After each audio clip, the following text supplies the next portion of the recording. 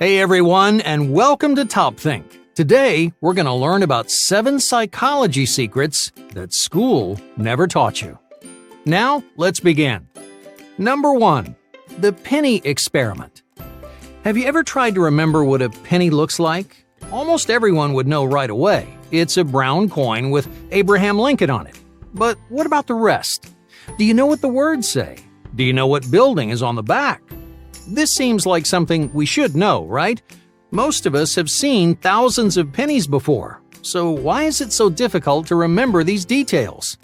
A psychologist might tell you that you can't remember because you never actually knew. This experience is often called mindlessness. It's when you do something without paying attention or storing any new memories. Just think back to the last time you brushed your teeth. How much were you really paying attention? You know it happened, but your memory probably stops there. You couldn't tell me how much time you spent on each tooth or how often you looked in the mirror. The same thing happens to many students when they study. After looking over your notes, you might realize you can't remember anything. The problem isn't your memory. Instead of encoding new information, you were studying mindlessly. You stop focusing on the specific pieces. And when that happens, you don't actually learn anything. To make the most out of everything you do, operate with intention. Try concentrating your mind on each individual thing. It may take a little more time, but you'll remember information when it counts. Number 2. The 3R technique. The average person spends about 12 years in school. Now, if you take out summer vacation, that's 108 months in class, 469 weeks of reading, writing, and doing homework. So how is it that we can dedicate 1,340 days to learning, yet no one ever teaches us how to learn? Students are forced to develop their own strategies to study and retain information. Some use flashcards, others make huge study guides. There are thousands of techniques, but how did they get so diverse? First of all, most students are just trying whatever they think works. They might be studying the wrong way because no one ever told them otherwise. Second, everyone learns a little bit differently. The most commonly used model, often called VARK, breaks students down into 4 learning groups: visual, auditory, reading and writing, and kinesthetic. Each one learns best from a different medium. Visual learners, for example, prefer pictures and diagrams, while kinesthetic learners enjoy tactile experiences. This has always been one of the biggest arguments against the modern school system. Classes and lectures favor certain kinds of learners over others. However, schools have made an effort to even the playing field. Many teachers started mixing in spatial and hands-on content to rope in visual and kinesthetic learners who couldn't retain much information from a lecture. But the VARK model raises another important question. If there are so many different kinds of learners, what learning techniques should people be teaching? Is there really an optimal way to learn? Yes and no. Many researchers have discovered incredibly effective ways to revolutionize your study habits. The 3R technique, for example, comes from a 2009 study by a trio of developmental psychologists. They found that a simple change to the way you read significantly improves retention. You start by reading a chapter and taking notes. Then you close your book and put your notes away. Now you recite as much of the content as you can remember out loud. After you finish, look back and review everything that you got wrong. Participants who used this technique scored higher and they spent less time studying. But why does this work? The 3R technique engages multiple parts of your brain. That means it works for several different kinds of learners. Visual and reading learners enjoy the combination of steps 1 and 3. Auditory and kinesthetic learners, on the other hand, get the most from step 2. Even though there are strategies like the 3R technique out there, everyone's ideal way of learning looks a little bit different. For whatever reason, school doesn't teach you to identify the type of learner that you are. But that information will help you way beyond graduation. Your learning habits may point you toward a career. If you've been learning the wrong way, you may uncover interests and passions that you never knew existed. Most importantly, the right techniques motivate you to continue learning. So no matter what kind of learner you are, you should never stop discovering new things. Number 3. Weber's Law. This basic principle of perception is rarely ever mentioned, but you experience it almost every day. Imagine you're in a department store when you see two items on sale. One was originally $5, but it's marked down to $2. The other was originally $40, but it's marked down to $37. So, which is the better deal? Most people instinctively choose the first, even though you're saving $3 either way.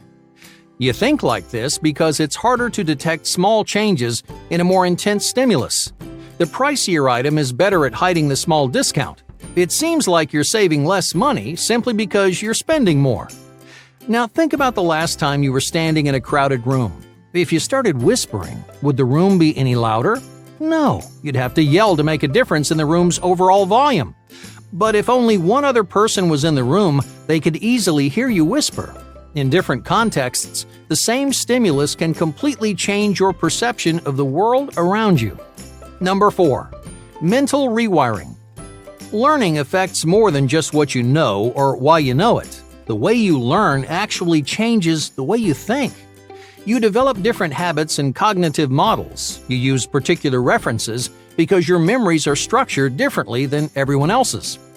Those unique thought patterns change the way your brain functions. They activate new neurons. They strengthen connections in certain places while leaving others unused. Schools tell you what you need to know, but they forget to consider how that knowledge might change who you are. Number 5. Cognitive upkeep. Have you ever heard the phrase, "It's just like riding a bike"? It means you never really forget how to do something. People often believe once is enough, that their skills will stick around for years, whether they practice or not. But even riding a bike isn't really like riding a bike. There are some parts of your body that will remember how to balance, pedal, and steer. Even if you haven't ridden for 10 years, you won't have to relearn the basics. But you won't be good at it either. You'll feel wobbly and out of control. You'll wonder how you were so good at it as a kid when you can barely do it now. Your physical and cognitive abilities need regular exercise to stay sharp and capable. If you're not regularly using them, they'll fade. To guarantee you stay good at something, consistent practice is the best thing you can do. Whether it's math, dancing, or playing video games, regular rehearsal will keep your talents intact. Number 6. The Barnum Effect. School teaches you how to be logical, but we are full of contradictions. Educated or not, you consistently make unreasonable assumptions and uphold absurd biases. You can argue you're a rational person, but let me ask you this. When your food looks better, doesn't it taste better too? If someone's better looking than you, do they seem more confident? When a magician reads your mind, are you surprised by how accurate they are? These probably sound like 3 very different questions. However, they all point toward the same kind of mistake. When searching for answers, we aren't focused on the truth. We're looking for someone to tell us what we want to hear. We're more willing to believe a lie or perceive something that isn't there simply because we want it to be true. This idea is captured by the Barnum Effect, which is named after the famous showman P.T. Barnum. He didn't actually come up with this theory, but he did make a living off of it. He popularized the idea that people see what they want to see. His shows were filled with obvious lies, yet people were still fascinated by his productions. All he had to do was convince them that he was a reputable source. In the modern world, personality tests are one of the best examples of the Barnum Effect. After answering a few generic questions, these tests claim they can offer some insight into who you are. But what are they really saying? About 99% of the time, the same results could apply to just about everyone. They're general enough to give every person something to latch onto. That isn't to say that all personality tests are bogus, or that every performer is just lying to their audience. But the next time your mind is boggled by a fortune cookie, just take a step back and ask yourself, am I just seeing what I want to see? Number 7. A Small World. Have you ever played the game 6 Degrees of Kevin Bacon? This game comes from the idea that everyone is, on average, 6 degrees apart. In this case, a degree is anyone you know, whether it's a family member or someone you went to kindergarten with. There's something most people don't realize about this game. It's actually based on real research. It stems from a study run by an infamous psychologist named Stanley Milgram. In his small world experiment, he connected people in Massachusetts to complete strangers in Nebraska. On average, it took only 5.2 connections, or 6 if you round up. So, what does this mean? Well, for some people, a single school, neighborhood, or city can feel like a massive and diverse place. But maybe the world is a lot smaller than you think. Thank you for watching TopThink, and be sure to subscribe because more incredible content is on the way.